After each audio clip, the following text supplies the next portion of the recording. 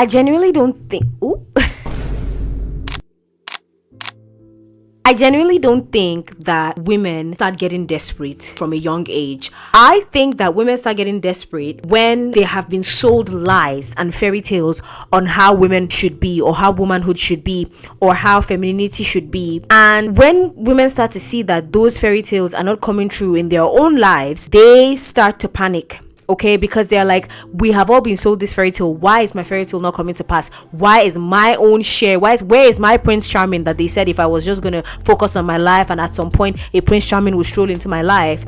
And that's why one of the ways we as women are going to start, kicking back on loneliness and all these things is we need to start redefining the stories that we let society sell us. There is no Prince Charming, and we need to take back the ages that society said that by that age we should have our fairy tale, we should have our Prince Charming and our children. We need to, from a young age, I'm 22 now, right? But we need to start decentering a future with a man. Now, am I saying that you should not be a lover girl? That's not what I'm saying. I'm saying that we should stop expecting that at some point a man will stroll into our lives. That is what we need to stop doing as women. That is why we are leaving room for desperation, because desperation comes from disappointment. Desperation doesn't start from anything else but disappointment. Disappointment because you feel like now you need to catch up with the rest of the people. Who set the standard that the rest of the people are following? That is the first question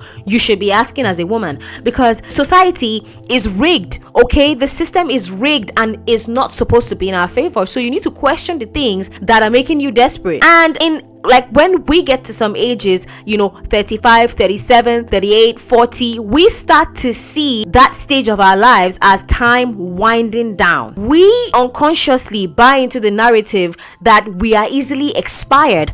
That is what your desperation means. Your desperation doesn't mean, I want the best for myself. No, your desperation is saying I'm easily expired and I need somebody to come and take away this mess. Desperation genuinely means you see yourself as baggage. Yes, I know. Wow, right? Exactly. Desperation doesn't mean you love yourself. It means you see yourself as baggage, and you see the presence of a man as a cover for your baggage. The presence of a man is not a cover for your baggage. In fact, if anything, men can increase the baggage that you already think you carry.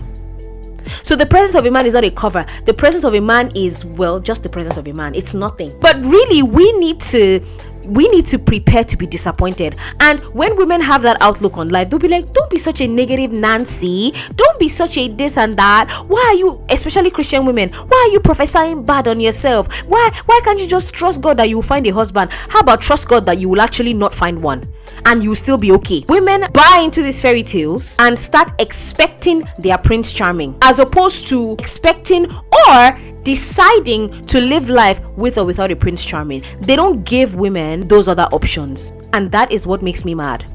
Men have the option to travel 90 countries in their old age and then come back to a care home, but women, we will face loneliness and shame for wanting to live the same life that a man has the privilege and the status in society for living.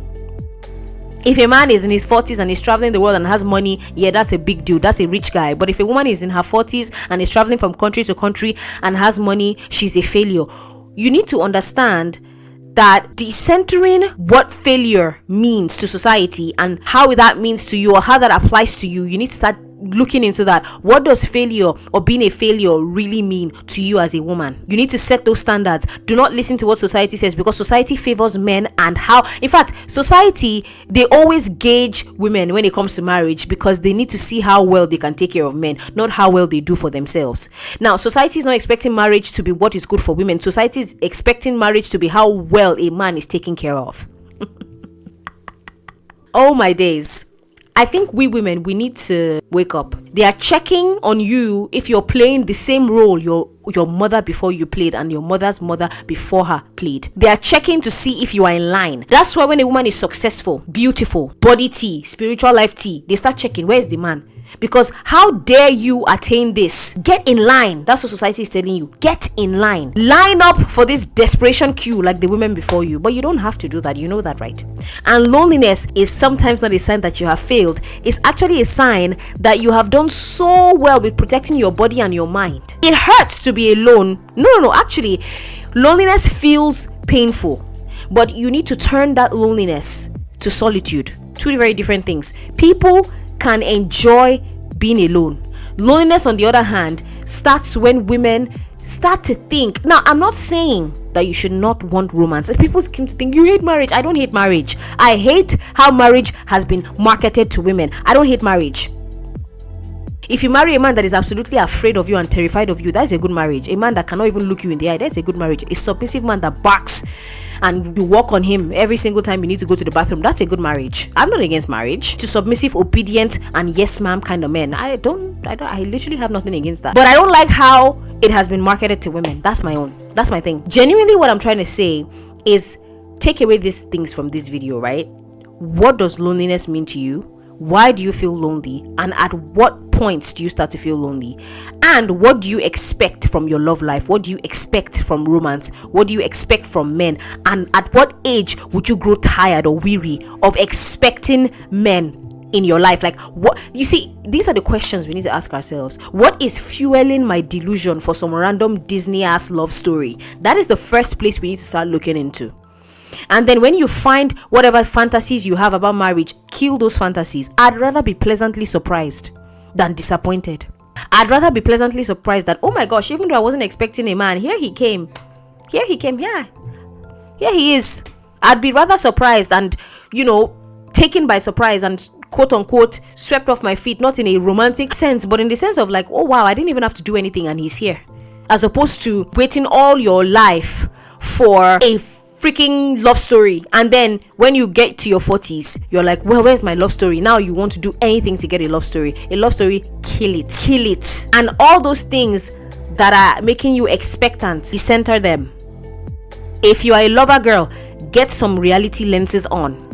And you have to understand that just because you are a lover girl and you want to love everybody doesn't mean that people will actually come in that sense for you to be loved, or for you to be, in fact, you're damn. But yeah, it's us women, when we expect so much, the society will sell us, just be a good girl, one day your man will stroll into your life, just be a good girl and everything. And women would constantly, I hear women when they talk about divorce or anything, they will say, well, I was a good girl, I didn't party, I didn't do this, I didn't do that.